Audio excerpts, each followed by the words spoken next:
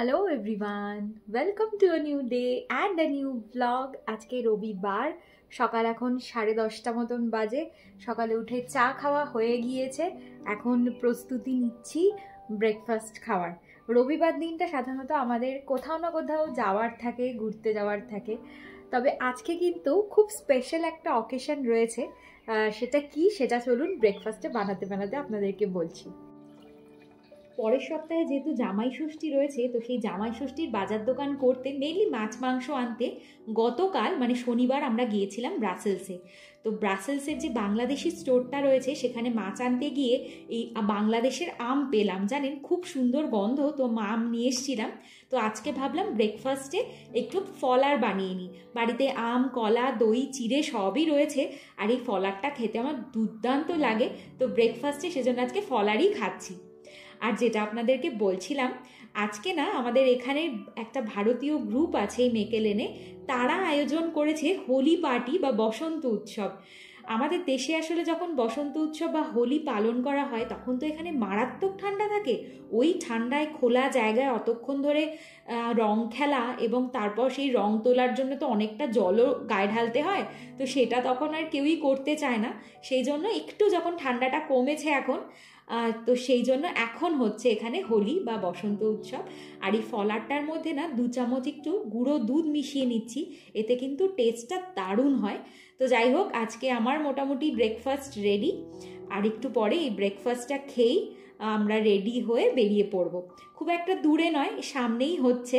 তো চলুন খাবারটা খেয়ে নিই। রেডি হয়ে আমরা বেরিয়ে পড়লাম, যাচ্ছি ভি মার্কেটে।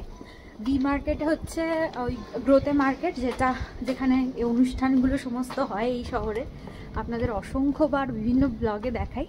তো সেই গ্রোতে মার্কেট থেকে মিনিট 2-3-এর রাস্তা আর কি। তো এই ভি মার্কেটের কাছে আমরা আগে প্রথম যখন এসছিলাম এখানে, তো তখন থাকতাম ওখানে। তো ওয়েদারটা আজকে কি ভালো দেখুন, খুব ভালো, সুন্দর রোদ উঠেছে, ঠান্ডা ঠান্ডা হাওয়া আছে যদিও, তবে যেহেতু রোদ আছে সেজন্য খুব একটা কিছু লাগছে না। তো চলুন যাওয়া যাক। অনুষ্ঠানটা যেখানে হচ্ছে তার প্রায় 1/2 কিলোমিটার দূর থেকে হঠাৎ করে এই অতি পরিচিত, অতি প্রিয় বলিউড গানটা কানে আসতেই মনটা একেবারে আনন্দে নেচে উঠল। সত্যি বলতে কি, খুব সারপ্রাইজ তো হয়েইছি। আসলে এসব জায়গায় এত জোরে খুব একটা গান তো চলে না, তাও আবার নিজের অতি পরিচিত ছোটবেলা থেকে শুনে আসা এই গানের কলিগুলো যখন কানে ঢুকলো, সত্যি বলতে কি একদম হোলির মুডটা সেট হয়ে গেল। আর তার সাথে সাথে আর একটা রিয়েলাইজেশন হলো যে আমাদের ভারতীয়দের প্রত্যেকটা অনুষ্ঠান বা সেলিব্রেশনে গান কত বড় ভূমিকা পালন করে। সেটা বিয়েবাড়িই হোক বা দিওয়ালি, দুর্গাপুজোই হোক বা কালী পুজো, গান ছাড়া কিন্তু আমাদের অনুষ্ঠানগুলো ইনকমপ্লিট। তো যাই হোক, আমরা চলে এসেছি একটা বেশ বড় জায়গায় নিয়েছে দেখছি এই অনুষ্ঠানটা করার জন্য। ওইদিকে ডিজে আছে, একজন ডিজে গান বাজাচ্ছে, তার সাথে সাথে এখানে নাচ গানও চলছে।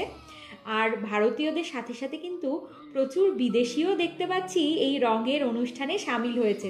তো যাই হোক, এইদিকে দুটো স্টল দিয়েছে, তাতে রং খেলার জন্য আবির কিনতে পাওয়া যাচ্ছে।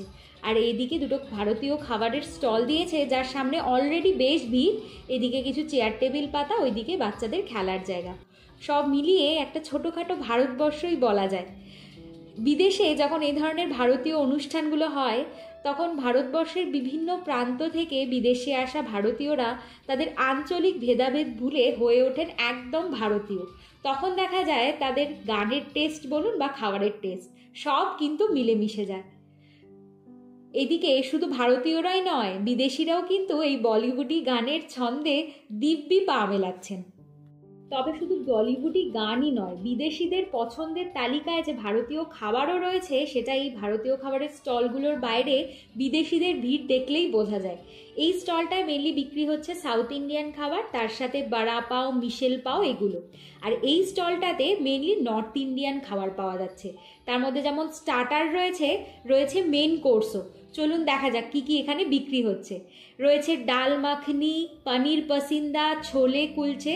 আর স্টার্টারের মধ্যে রয়েছে নানা ধরনের সামোসা, আলু সামোসা, চিকেন সামোসা, তার সাথে পাও ভাজি। আর এদিকে বাচ্চারাও কিন্তু সমান তালে হুল্লোড় করে চলেছে। তাদের আজকে তাদের বাবা মারা স্বাধীনতা দিয়েছে যা ইচ্ছা তাই করার, আর এই যে জিনিসটা এটাতে কোনোভাবে ব্যথা পাওয়ারও সম্ভাবনা নেই, সুতরাং বাবা মারাও নিশ্চিন্ত আর বাচ্চারাও মজা করেই চলেছে। এই মেকেলেনে প্রত্যেক বছর এই হোলি পার্টিটার আয়োজন করে ইন্ডিয়ানস ইন মেকেলেন বলে ভারতীয়দের একটা গ্রুপ। অবশ্য তারা যে শুধু এই হোলি পার্টিরই আয়োজন করে তা কিন্তু নয়, বছর বছর তারা দিওয়ালি পার্টিরও আয়োজন করে, এবং বেশ ভালোভাবেই যে করে সেটা কিন্তু বলতেই হবে। ভারতীয় খাবারের স্টলের সামনে কিন্তু ভিড় লেগেই রয়েছে, আর খেলবো হোলি রং মাখবো না সেটা তো হতেই পারে না, ভারতীয় এক সহনাগরিকই এসে মাখিয়ে দিয়ে গেলেন।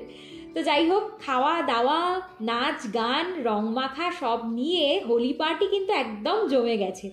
তবে একটা জিনিসের একটু অভাব বোধ করছি, সেটা হচ্ছে পিচকারি। কারুর হাতেই পিচকারি দেখছি না, যদিও এদেশে ওয়াটার গান কিন্তু পাওয়া যায়।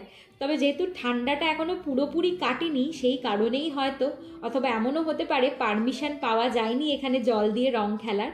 তবে পিচকারি থাকলে আরেকটু ভালো লাগতো আর কি। তো যাই হোক, আমরা এখন একটু এই স্টলটা ফাঁকা পেয়ে এলাম। এতগুলো খাবার বসেছে, ভারতীয় খাবারের স্টল, আর কিছু কিনবো না সেটা তো হতে পারে না। তো আমরা এখন খাচ্ছি না, তবে আমরা একটু বড়া পাও প্যাক করিয়ে নিচ্ছি সন্ধ্যাবেলা বাড়ি গিয়ে খাবো বলে। আর এখানে বিদেশিদের সুবিধার জন্যেই সমস্ত খাবারের স্যাম্পেল রেখেছেন, সেটা বেশ ভালো। আর এইদিকে কিন্তু বিদেশিদের মধ্যে যেই পরিমাণ রং খেলার হিড়িক দেখছি, দেখে বেশ ভালোই লাগছে।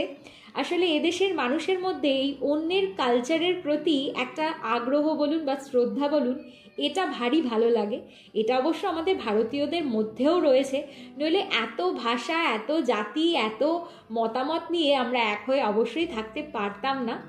তো যাই হোক, দিনটা বেশ ভালো কাটলো। এখন প্রায় 2:30 মতন বাজে, এবার আমরা বাড়ি যাব।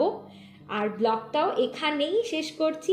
আশা করছি ব্লগটা আপনাদের ভালো লেগেছে। ভালো লাগলে লাইক, কমেন্ট আর অবশ্যই চ্যানেলটাকে একটু সাবস্ক্রাইব করে দেবেন। ভালো থাকবেন, সুস্থ থাকবেন, দেখা হবে পরের ব্লগে।